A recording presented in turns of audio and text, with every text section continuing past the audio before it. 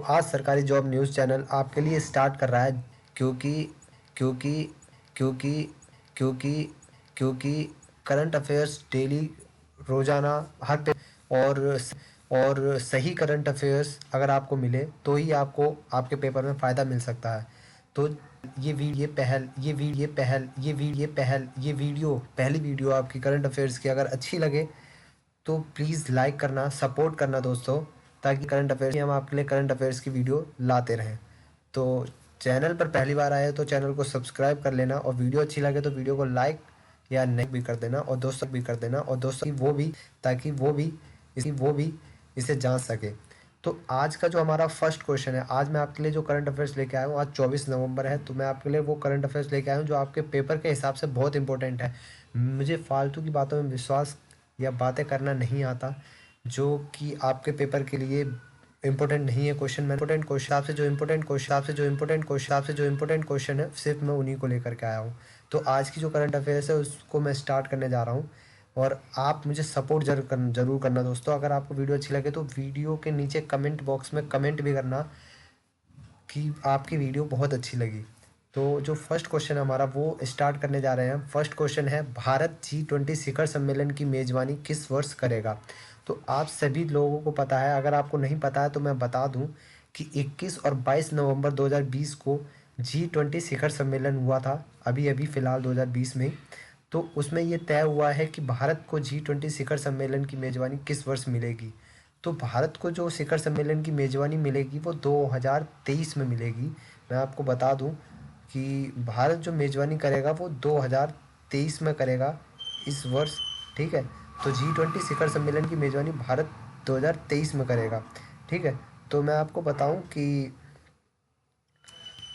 जो G20 की स्थापना की बात कर लेते हैं। G20 की जो स्थापना हुई है वो 1999 में हुई है और G20 के समूह में जो देश हैं उनकी हम बात कर लेते हैं। G20 में जो समूह है वो है अमेरिका। आप इन्हें अपनी कॉपी में नोट डाउन करके रख लें। आप प्लीज़, आपसे विनती है कि अपनी कॉपी और पेन निकाल करके बैठें। और इस पीडीएफ को अगर आपको डाउनलोड करना है तो इस पीडीएफ का लिंक डिस्क्रिप्शन बॉक्स में, आप पीडीएफ डाउनलोड करके अपने फ़ोन में भी रख सकते हैं। तो G20 के जो समूह में देश हैं वो है America, Argentina, Australia, Brazil, Canada, चीन, France, Germany, Bharat, Indonesia, Italy, Japan, Mexico, रूस, सऊदी अरब, दक्षिण अफ्रीका और दक्षिण कोरिया, तुर्की, यूनाइटेड किंगडम यानी यूके और यूरोपीय संघ शामिल है। तो आप सभी को ये समझ में आ रहा होगा कि मैंने यह बता दिया कि भारत G20 शिखर सम्मेलन की मेज़बानी 2023 में करेगा। लेकिन आपका सवाल होगा कि 2020 में तो हो गया, 2021 में कौन करेगा, 2022 में कौन करेगा, 2023 में, 24 में कौन करेगा? तो मैं आपको बताता चलूँ कि 2021 में जो G20 शिखर सम्मेलन करेगा, मेज़बानी जो देश करेगा वो देश है आपका इटली। इसको 2021 की मेज़बानी है मौका मिला है। और जो 2022 में करेगा वो है आपका इंडोनेशिया, ठीक है। आप इन्हें याद करके रखें क्योंकि आपसे पूछ सकता है कभी भी कि 2021 में G20 शिखर सम्मेलन की मेज़बानी कौन सा देश करेगा, 2022 में कौन सा देश करेगा, 2023 में कौन सा देश करेगा। तो आप इसे याद रखें और 2023 में अपना देश भारत करेगा। तो ये थे इस क्वेश्चन से इम्पोर्टेंट कुछ रिलेटेड कुछ फैक्ट, ठीक है, जो मैंने आपको बता दिए हैं। अब पढ़ते हैं दूसरे क्वेश्चन पर, जो आपका सेकंड क्वेश्चन है, ठीक है। जो आपका सेकंड क्वेश्चन है उस पर आते हैं। जो आपका सेकंड क्वेश्चन है वो है ये, 15वां G20 शिखर सम्मेलन 2020 की मेज़बानी किस देश ने की है? मैं आपको बता दूं कि अभी जो G20 अभी आपने पहला क्वेश्चन करा है तो वो G20 से रिलेटेड था, लेकिन जो ये 2020 में जो शिखर सम्मेलन हुआ है G20 का, वो आपका 15वां G20 शिखर सम्मेलन था। ये भी आपको याद रखना है, ये भी बहुत इंपॉर्टेंट है। पूछ सकता है कि 2020 में G20 शिखर सम्मेलन कौन से नंबर का शिखर सम्मेलन था। तो ये जो आपका था ये 15वें नंबर का G20 शिखर सम्मेलन था, जिसकी मेज़बानी सऊदी अरब देश ने की है, ठीक है। किस देश ने की है? सऊदी अरब देश ने की है। इसकी मेज़बानी सऊदी अरब देश ने की है। तो इस क्वेश्चन का ये आंसर जो है इम्पोर्टेंट है, ठीक है। और मैं आपको बताता चलूँ कि जो ये आपका 15वां G20 शिखर सम्मेलन है ये 21 नवंबर, मैंने आपको जैसे पहले क्वेश्चन में बता दिया था और 22 नवंबर को ऑनलाइन प्रारूप में आयोजित किया गया था। तो ये जो आपका G20 शिखर सम्मेलन है 15वां, ये ऑनलाइन आयोजित किया गया था। और इस शिखर सम्मेलन की आपको थीम भी याद रखनी है, क्योंकि थीम भी बहुत इंपॉर्टेंट है, आपसे क्वेश्चन में पूछ सकता है। इस शिखर सम्मेलन की जो थीम थी वो थी आपकी सभी के लिए 21वीं सदी के अवसरों का एहसास। ये आपको इम्पोर्टेंट है, ये लिख के रखनी है, सभी के लिए 21वीं सदी के अवसरों का एहसास। ये आपकी थीम थी, ये आपको याद रखनी है। ठीक है, तो अगले क्वेश्चन पे आते हैं। अगला आपका थर्ड क्वेश्चन जो है उसे करते हैं। ठीक है, ये था आपके इम्पोर्टेंट 2 क्वेश्चन। अब आप तीसरे क्वेश्चन पे आ जाइए। जो तीसरा क्वेश्चन है आपका वो है कि अंतर्राष्ट्रीय क्रिकेट परिषद आईसीसी ने अंतर्राष्ट्रीय खिलाड़ी की न्यूनतम उम्र सीमा क्या तय की है। तो जो अंतर्राष्ट्रीय क्रिकेट परिषद है, यानी कि इंटरनेशनल क्रिकेट काउंसिल है इंडिया का, वो जो विश्व का इंटरनेशनल क्रिकेट काउंसिल है, तो उसने अंतर्राष्ट्रीय खिलाड़ी की जो न्यूनतम उम्र सीमा है, मतलब इंटरनेशनल क्रिकेट पर जो खिलाड़ी खेलेगा वो कितने वर्ष का होना चाहिए। तो जो न्यूनतम आयु वर्ष सीमा तय की है वो आपकी 15 वर्ष की है। ठीक है, तो 15 वर्ष जो है आपका करेक्ट आंसर है इसका। अंतर्राष्ट्रीय क्रिकेट परिषद ने अंतर्राष्ट्रीय खिलाड़ी की न्यूनतम उम्र सीमा 15 वर्ष तय की है। अब इससे रिलेटेड कुछ फैक्ट बता दें कि सबसे कम उम्र का खिलाड़ी कौन रहा है अभी तक क्रिकेट में। तो अंतर्राष्ट्रीय क्रिकेट परिषद ने अंतर्राष्ट्रीय क्रिकेट खेलने के लिए न्यूनतम उम्र सीमा 15 वर्ष कर दी है।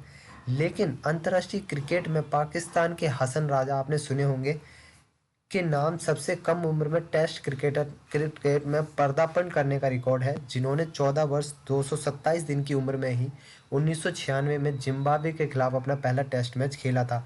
लेकिन इसे बाद में पाकिस्तान के द्वारा ही खारिज कर दिया गया, इसे वापस ले लिया गया। ठीक है, तो इसके रिलेटेड एक और फैक्ट मैं आपको बता दूं। इससे रिलेटेड एक और फैक्ट है, हमारे महान क्रिकेटर यानी क्रिकेट के भगवान कहे जाने वाले सचिन तेंदुलकर जो है, भारत की ओर से सबसे कम उम्र में अंतर्राष्ट्रीय टेस्ट मैच खेलने का रिकॉर्ड है इनके नाम, दिग्गज बल्लेबाज सचिन तेंदुलकर के। इन्होंने 16 वर्ष 205 दिन की आयु में पाकिस्तान के खिलाफ ही टेस्ट मैच के साथ अपने अंतर्राष्ट्रीय क्रिकेट जीवन की शुरुआत की थी। तो ये थे इस क्वेश्चन से रिलेटेड कुछ फैक्ट। अब आपके फोर्थ क्वेश्चन पे आ जाते हैं। फोर्थ जो क्वेश्चन है आपका वो है, भारत रत्न डॉक्टर अंबेडकर अवार्ड 2020 किस अभिनेत्री को दिया गया। जो भारत रत्न डॉक्टर अंबेडकर अवार्ड 2020 दिया गया है वो आपका दिया गया है अभिनेत्री ऋचा चड्ढा को। ठीक है, ऋचा चड्ढा को जो है भारत रत्न डॉक्टर अंबेडकर अवार्ड 2020 से सम्मानित किया गया है।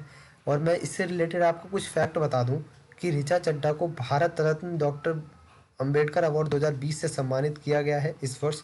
ठीक है, और उन्हें ये अवार्ड भारतीय सिनेमा में उनके योगदान के लिए कब दिया गया है, 7 नवंबर को। आपसे ये पूछ सकता है कि ऋचा चड्ढा को भारत रत्न डॉक्टर अंबेडकर अवार्ड 2020 किस तारीख को दिया गया, 7 नवंबर को। और किसके द्वारा दिया गया, राज्यपाल भगत सिंह कोश्यारी के द्वारा।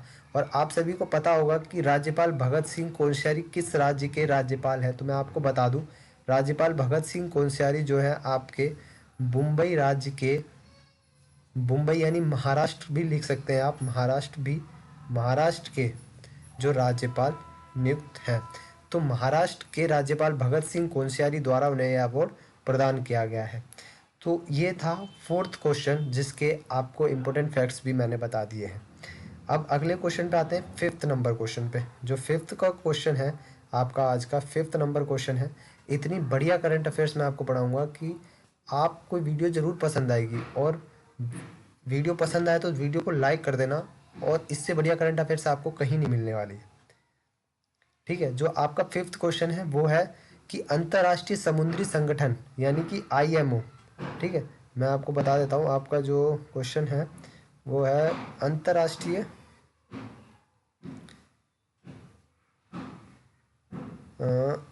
अंतर्राष्ट्रीय समुद्री संगठन आईएमओ का मुख्यालय किस देश में है।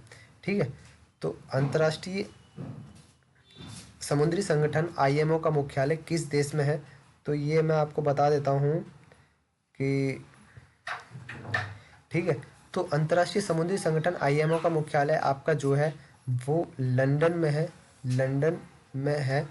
लेकिन इसके रिलेटेड मैं आपको कुछ फैक्ट बताता हूँ। लंदन में तो है आपका मुख्यालय अंतर्राष्ट्रीय समुद्री संगठन का, लेकिन अंतर्राष्ट्रीय समुद्री संगठन यानी IMO, जिसे 1982 तक आप इंटर गवर्नमेंट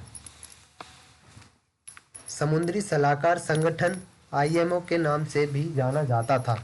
ठीक है, तो ये नाम आपको याद रखना है कि इसे लंदन में जो IMO का संगठन है, इसे इंटर गवर्नमेंट समुद्री सलाहकार संगठन के नाम से भी जाना जाता था। ठीक है, और मैं आपको बता दूं कि अंतर्राष्ट्रीय समुद्री संगठन यानी कि IMO की जो स्थापना हुई है वो 1948 में जिनेवा में आयोजित एक संयुक्त राष्ट्र सम्मेलन में हुई थी। तो आपसे ये भी पूछ सकता है कि इसकी स्थापना किस वर्ष हुई है, तो 1948 में जिनेवा में। ठीक है, और इसका मुख्यालय कहाँ है, वो है लंदन, यूनाइटेड किंगडम में। और IMO में जो वर्तमान सदस्य हैं, कितने राज्य हैं, 174 राज्य हैं, 174 सदस्य राज्य हैं IMO में, और 3 सहयोगी सदस्य हैं। ठीक है, ये था आपका 5th क्वेश्चन से इम्पोर्टेंट फैक्ट और आपका 5th क्वेश्चन। ठीक है, अब अगले क्वेश्चन पे आते हैं जो है आपका 6th क्वेश्चन। ठीक है, 6th क्वेश्चन जो है वो आपका बहुत ही इंपॉर्टेंट क्वेश्चन है, जो कि आपका पुरस्कार से संबंधित है। ठीक है, तो जो क्वेश्चन है आपका वो है आदित्य विक्रम बिड़ला कला शिखर पुरस्कार किस अभिनेता को सम्मानित किया गया है। तो जो आपका आदित्य विक्रम बिड़ला कला शिखर पुरस्कार है वो आपके फेवरेट हीरो नसरुद्दीन शाह जी को प्रदान किया गया है। तो नसरुद्दीन शाह जी को आदित्य विक्रम बिड़ला कला शिखर पुरस्कार से सम्मानित किया गया है। इससे रिलेटेड कुछ फैक्ट पढ़ लेते हैं, इससे रिलेटेड क्या फैक्ट है वो भी मैं आपको बता देता हूँ। तो जो इससे रिलेटेड जो फैक्ट है वो मैं आपको बता देता हूँ कि संगीत कला केंद्र के आदित्य विक्रम बिड़ला कला शिखर पुरस्कार और आदित्य विक्रम बिड़ला कला किरण पुरस्कार की स्थापना 1996 में आदित्य जी के स्मारक के रूप में की गई थी। आपको पता होना चाहिए कि संगीत कला के क्षेत्र में 2 पुरस्कार हैं, आदित्य विक्रम बिड़ला कला शिखर पुरस्कार और आदित्य विक्रम बिड़ला कला किरण पुरस्कार। इनकी जो स्थापना की गई थी वो 1996 में की गई थी। और जो आपका आदित्य विक्रम बिड़ला कला शिखर पुरस्कार है वो आपके नसरुद्दीन शाह जी को दिया गया है। और जो आदित्य विक्रम बिड़ला कला किरण पुरस्कार है वो आपके 2 उभरते सितारे नील चौधरी और इरावती कर्णिक को आदित्य विक्रम बिड़ला कलाकिरण पुरस्कार से नवाजा गया है। ठीक है, तो ये थे आपके कुछ इंपॉर्टेंट फैक्ट इस क्वेश्चन से रिलेटेड। अब अगले क्वेश्चन पे आ जाते हैं जो है आपका। ठीक है, अब अगर आपको फिर भी कोई कन्फ्यूज़न है तो आप प्लीज़ कमेंट करें, मैं आपको इसके बारे में पूरी नॉलेज दूंगा। ठीक है, तो आपके 7वें क्वेश्चन पे आ जाते हैं। 7वां जो क्वेश्चन है आपका वो है ATP 2020 टेनिस टूर्नामेंट का फाइनल खिताब किस खिलाड़ी ने जीता है। तो जो ATP होता है वो वर्ष का सबसे लास्ट टूर्नामेंट होता है। ठीक है, उसका टेनिस टूर्नामेंट होता है। इसका फाइनल खिताब जो है वो किस खिलाड़ी ने जीता है, ये आपसे क्वेश्चन पूछ रहा है। तो इस क्वेश्चन का जो आंसर है वो है आपका, मैं आपको बता दूं पहले ही, डेनिल मेदवेदेव जो है आपके एक रूस के खिलाड़ी हैं जिन्होंने पहली बार ATP 2020 का टूर्नामेंट का फाइनल खिताब जीता है। तो मैं आपको बता दूं कि विश्व के चौथे नंबर के खिलाड़ी हैं डेनिल मेदवेदेव, जो कि रूस के हैं। और इन्होंने वर्ल्ड के नंबर 3 ऑस्ट्रिया के डोमिनिक थीम को हरा कर ATP फाइनल्स का खिताब जीत लिया है। मैं आपको बता दूं एक नाम आपको और याद रखना है, वो है डोमिनिक थीम जो है वो ऑस्ट्रिया के खिलाड़ी हैं। ठीक है, और मेदवेदेव ने पहली बार इस खिताब पर कब्जा जमाया है। तो इसके बारे में एक और फैक्ट मैं आपको बता दूं कि आप यहाँ पे डी ऑप्शन में एक नाम देख रहे हैं, निकोले डेको। ठीक है, ये भी एक रूस के टेनिस खिलाड़ी हैं जाने माने। इन्होंने डेनिल मेदवेदेव से पहले 2009 में ATP टेनिस टूर्नामेंट इस खिताब को जीता था, लेकिन 2009 के बाद रूस के खिलाड़ी द्वारा जीते जाने वाला ये अवार्ड डेनिल मेदवेदेव ने ही जीता है। ठीक है, 2009 के बाद इस खिताब को डेनिल मेदवेदेव ने जीता है 2020 में। तो 2009 में निकोले डेम्बिडेको ने, रूस के खिलाड़ी ने जीता था। ठीक है, तो अगले क्वेश्चन पे आते हैं। आपकी ये 7वां क्वेश्चन था, अब 8वें क्वेश्चन पे आते हैं। अब 8वें क्वेश्चन में आपका क्या इंपॉर्टेंट है आपको पता लगेगा। बहुत ही बढ़िया क्वेश्चन है आपके लिए। PDF का लिंक डिस्क्रिप्शन बॉक्स में आप डाउनलोड कर सकते हैं, फ्री ऑफ कॉस्ट है, कोई चार्ज नहीं है। ठीक है, 8वें क्वेश्चन पे आते हैं। जो आपका 8वां क्वेश्चन है वो है, हाल ही में किस राज्य के पूर्व मुख्यमंत्री तरुण गोगोई का निधन हो गया। तो बहुत ही इंपॉर्टेंट क्वेश्चन है आपके, ये पूछ सकता है पेपर में, क्योंकि तरुण गोगोई जो है वो 3 बार आपके भारत के असम राज्य के मुख्यमंत्री के तौर पर काम कर चुके हैं। तो ये क्वेश्चन बहुत इंपॉर्टेंट है क्योंकि ये 3 बार मुख्यमंत्री रहे हैं। तो आपको ये याद रखना है कि असम राज्य के पूर्व मुख्यमंत्री तरुण गोगोई, जो कि 3 बार असम के मुख्यमंत्री के तौर पर काम कर चुके हैं, उनका हाल ही में निधन हो गया है कोरोना से संक्रमित होने के कारण। तो कोरोना वायरस से संक्रमित असम के पूर्व मुख्यमंत्री तरुण गोगोई, यानी कि वो अब 86 साल के हो चुके थे, उनका सोमवार को निधन हो गया है। तरुण गोगोई असम के 3 बार मुख्यमंत्री रह चुके हैं। असम के 3 बार मुख्यमंत्री रह चुके हैं। तो आपको ये याद रखना है, ये फैक्ट बहुत ज़रूरी है और आपके पेपर के पॉइंट ऑफ व्यू से भी बहुत इम्पोर्टेंट है। तो ये थी आज की करंट अफेयर्स। और एक क्वेश्चन और है आपके लिए। इस क्वेश्चन के मैंने ऑप्शन दिए हैं और इस क्वेश्चन को आपको बताना है कमेंट बॉक्स में। ये क्वेश्चन है, मैं आपको बता देता हूँ। ये जो ऑप्शन है ये सब गलत है। मैं आपको एक क्वेश्चन दे रहा हूँ, उस क्वेश्चन के ऑप्शन भी आपको दूंगा, ऑप्शन नहीं दूंगा सॉरी। उस क्वेश्चन को मैं आपको बता रहा हूँ कि जो है टूरिज्म अवार्ड 2020, जो टूरिज्म अवार्ड 2020 मिला है वो किसको मिला है। तो जो टूरिज्म अवार्ड 2020 मिला है वो किसको मिला है, आपको ये कमेंट बॉक्स में लिखना है। ठीक है, responsible tourism award 2020, responsible tourism award 2020 जो मिला है वो किसको मिला है, आपको ये कमेंट बॉक्स में ज़रूर लिखना है। तो ये थे आपके कुछ 8 इम्पोर्टेंट क्वेश्चंस करंट अफेयर से रिलेटेड। और अगर आपको वीडियो पसंद आई है तो वीडियो को लाइक करना, दोस्तों के साथ शेयर करना, और चैनल पर पहली बार आए हो तो चैनल को सब्सक्राइब करना, वीडियो को लाइक ज़रूर करना, कमेंट ज़रूर करना दोस्तों, ताकि हम ये समझ सकें कि आपको हमारी वीडियो पसंद आई है। तो धन्यवाद, and please share share share with your friends.